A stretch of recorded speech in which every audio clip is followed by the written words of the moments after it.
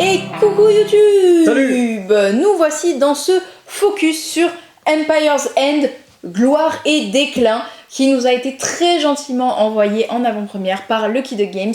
Merci Guillaume et Davy, merci beaucoup, on vous adore. Donc, qu'est-ce que Empire's End? On l'a vu à Vichy, il nous a beaucoup intrigué. Oui. Donc on est très content d'avoir eu une boîte. C'est un jeu voilà, de 2 à 4 joueurs à partir de 12 ans. C'est quand même un jeu initié expert un peu. Hein. Entre 45 minutes et 60 minutes de jeu. Oui. Voilà. C'est par monsieur John D. Clare et c'est magnifiquement illustré par Kwanchai Moria. Je dis ça, je pose, peut-être que c'est pas du tout comme ce qu'il faut dire, mais ce jeu est magnifique. L'édition est splendide, oui. Voilà. Et on se demandait, mais Guillaume, est-ce que c'est une version Kickstarter ou est-ce qu'on l'aura vraiment en boutique? Et non, mes chers amis, c'est une version que vous aurez effectivement en boutique avec ces magnifiques rangements perso. Ça, c'est un rangement pour un joueur. Oui, voilà, chacun a son truc comme ça. Il y a ce rangement de ressources et autres. On a des pions en bois comme ça, oui, parce que vous allez voir le thème, ça crame. Oui. Vous avez des pions comme ça, enfin, et le jeton de marqueur de score. Bref, très très beau, des grosses tuiles. Bon, maintenant qu'on a souligné cette magnificence, voilà. Qu'est-ce que Empire's End? Moi je vais pitcher, et lui ce sera l'homme de la mécanique, comme toujours. En gros, vous êtes un grand empire qui a connu des siècles de prospérité. Et là, c'est la fin. Ça sent pourri, c'est la fin pour vous. Voilà, votre civilisation est en déclin. C'est la décadence totale. La famine, les maladies, les envahisseurs. Il n'y a rien qui va. Donc tout le monde va avoir son petit royaume qui est là, qui va commencer à cramer. Voilà, qui va passer de « Oh, c'est joli » à « On va tous mourir !» Voilà, le but en fait, ça va être de tenir tout ce marqueur de tour là, sans trop cramer. Voilà, donc ça c'est un peu le pitch. Mais quoi qu'il en soit, vous allez faire face à des cataclysmes, des catastrophes, et il faudra en tirer profit comme vous pouvez, perdre certaines batailles pour pouvoir choper d'autres opportunités, et se refaire. Voilà, faut savoir se refaire. Maintenant, on va passer aux règles. Yes, je souligne le matos quand même, parce que là vous voyez peut-être pas assez, mais... J'avais vu. Ouais, parfait. Donc chaque joueur commence avec une cité qui est représentée avec ses 11 tuiles, et en fait c'est un joueur qui va mélanger ces tuiles-là, les aligner de gauche à droite dans un ordre qu'importe, hein, aléatoire, et les autres joueurs vont reformer de la même manière cette frise en fait qui va constituer leur cité. On va au-dessus en fait apposer une petite frise qui va indiquer le nombre en fait de tuiles qu'il y a, et surtout les numéros, ça aura un impact durant la partie. Et en plus de ça, on a donc des ressources comme vous avez vu, hein, et un plateau central, dans lequel en fait le plateau central va, et ça c'est hyper bien fait, c'est pour ça que je le trouve plutôt en catégorie initiée, suivre la progression en fait du marqueur et du coup des différentes phases de jeu qui seront marquées directement sur le plateau. Donc il n'y a pas besoin trop d'aides de jeu, parce qu'en final l'aide de jeu c'est le plateau, et autour duquel on a des points de victoire qu'on va calculer durant la partie et aussi à la fin. Donc le but c'est de faire le plus de points de victoire. Ce qui fait des points de victoire, c'est vos bâtiments qui sont toujours vivants, entre guillemets, hein, toujours en bon état. Prospères, exactement. Si jamais ils sont du côté en train de brûler, c'est des points de victoire que vous ne compterez pas en fin de partie. Durant la partie, on va pouvoir jouer des cartes qui vont nous permettre aussi de marquer des points durant la partie, mais aussi à la fin. Et un tour de jeu, comment ça se passe? C'est super simple. Vous avez un marqueur de tour qui est ici. Pour rappel, là, on a mis un plateau pour 3-4 joueurs. Le plateau, il est recto-verso. Donc, recto pour 3-4 joueurs, verso pour 2 joueurs. C'est pas tout à fait la même frise et pas tout à fait les mêmes événements.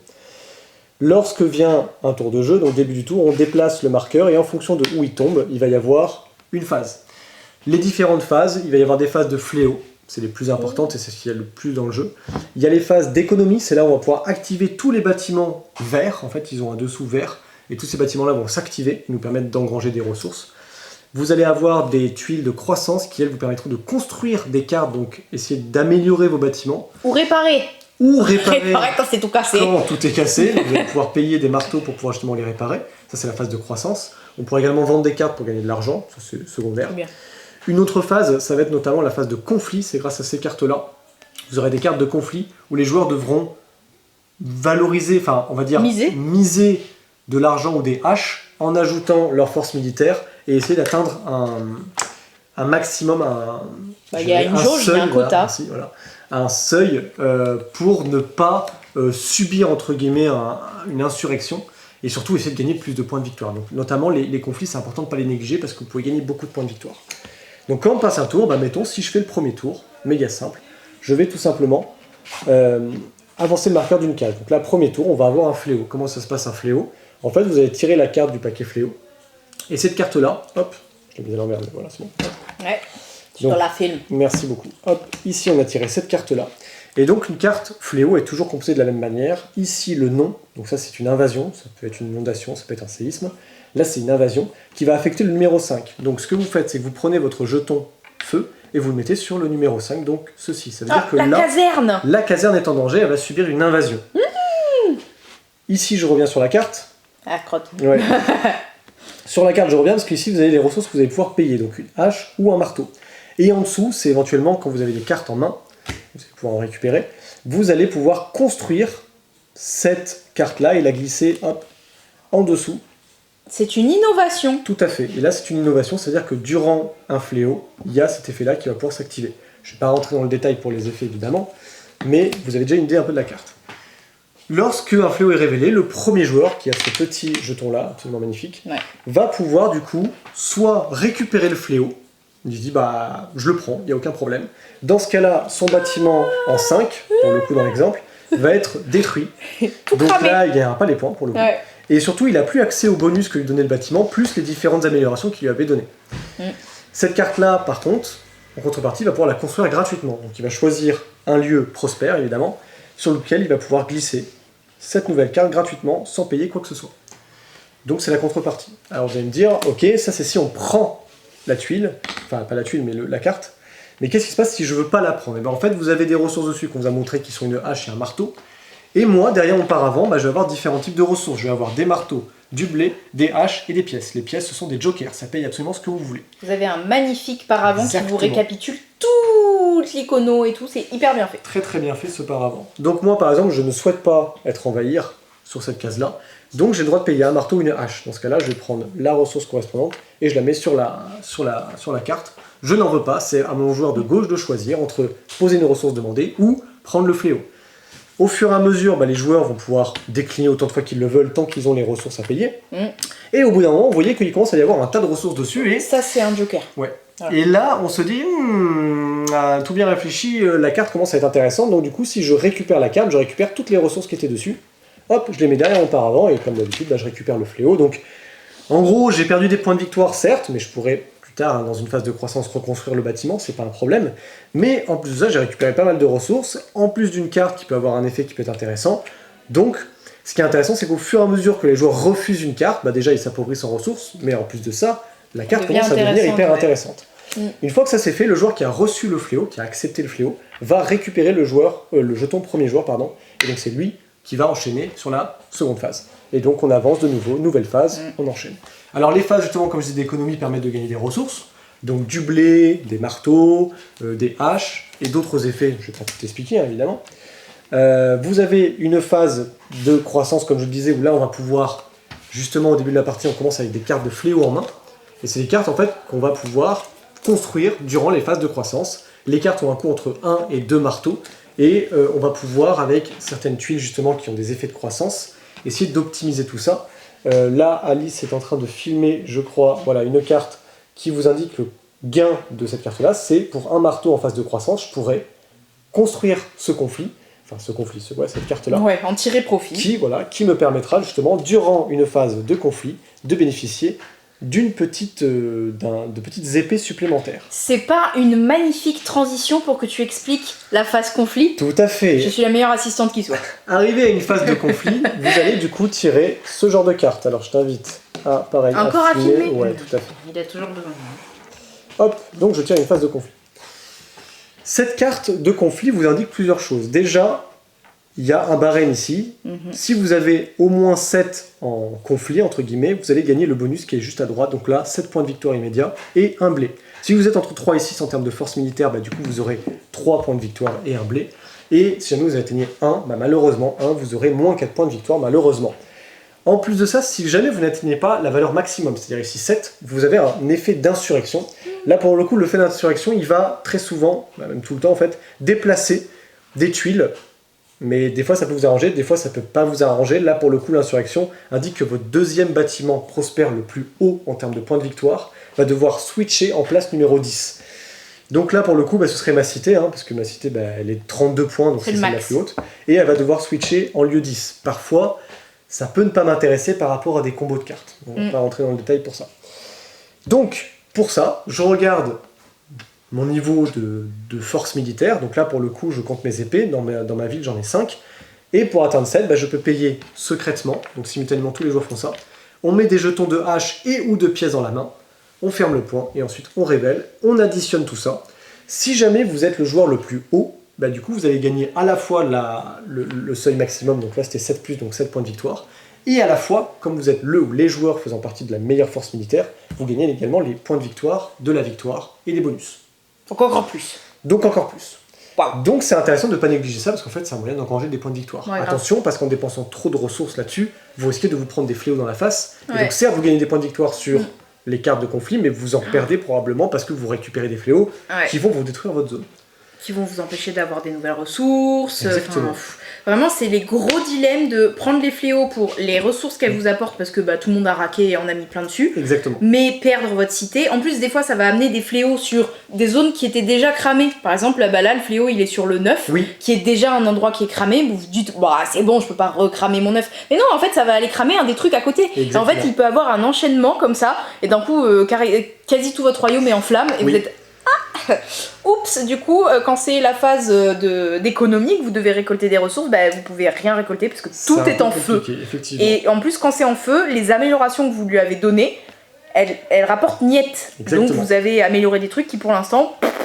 Alice vous l'a montré tout à l'heure dans la petite vidéo, mais c'est vrai que des fois il y a des cartes d'amélioration qui vont faire des gains en fonction des types de bâtiments qu'il y a à gauche et à droite de l'amélioration. C'est là où les trucs de insurrection qui échangent les tuiles de place peuvent soit vous arranger, soit vous embêter grave. Exactement. Parce que là j'en avais une, je vais vous la refilmer, il y a marqué que je gagne des marteaux pour les voies, s'il y a des voies autour de cette tuile là. Exactement, voilà. Donc là tu vas illustrer ce que tu es en train de dire. Voilà. Mais en même temps pas du tout parce que ici c'est cramé. Donc pour l'instant ça marche pas, mais imaginons. Dans l'exemple en fait, ici à la phase d'économie, ici je gagnerais un marteau.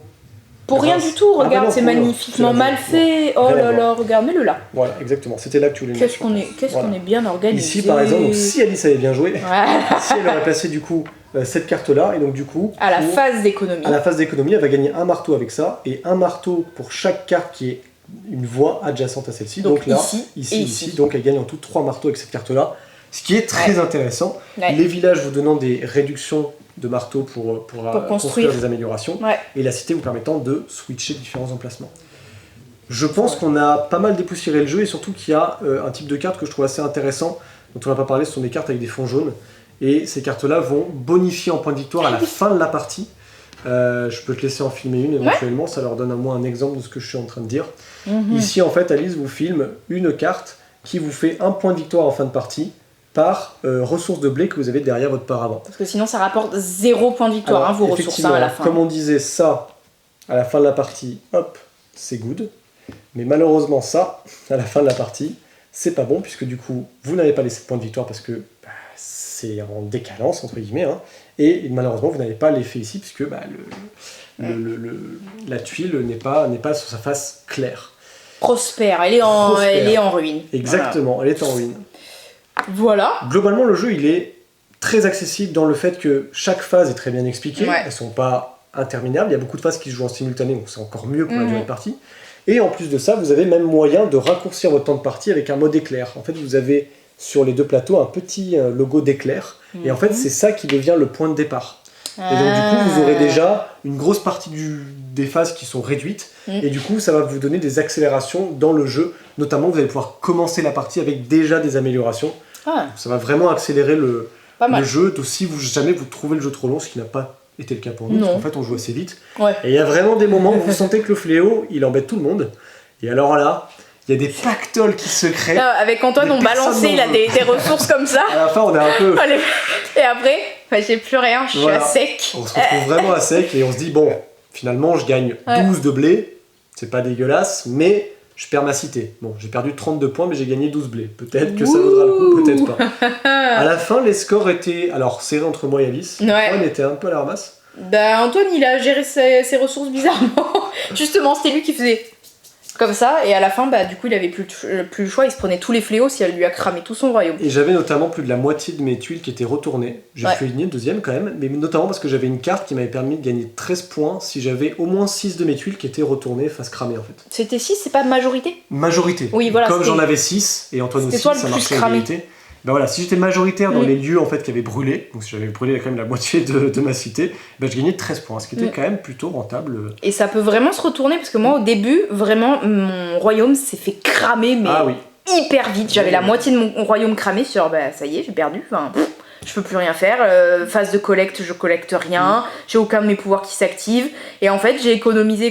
J'ai pris des pièces en vendant des cartes, parce qu'on peut faire ça. Et en fait, je reconstruisais mes petits trucs. Avec les pièces. Et avec les pièces et des marteaux quand j'en gagnais. Et au final, j'ai fini avec. J'ai réussi à réhabiliter mon royaume. À la fin, je crois que j'avais que 2 ou 3 trucs cramés sur 11. J'étais fière de moi, donc comme quoi c'est pas non plus hyper punitif. Moi vraiment les 3 premiers tours j'ai fait bon bah super, bah voilà je vais regarder les autres parce que moi je suis cramée. En fait pas du tout. Donc très très cool, hein, vraiment plein de dilemmes, ce truc en plus d'agencement, l'amélioration et tout, il y a vraiment plein de trucs, gestion de ressources. Tout à fait.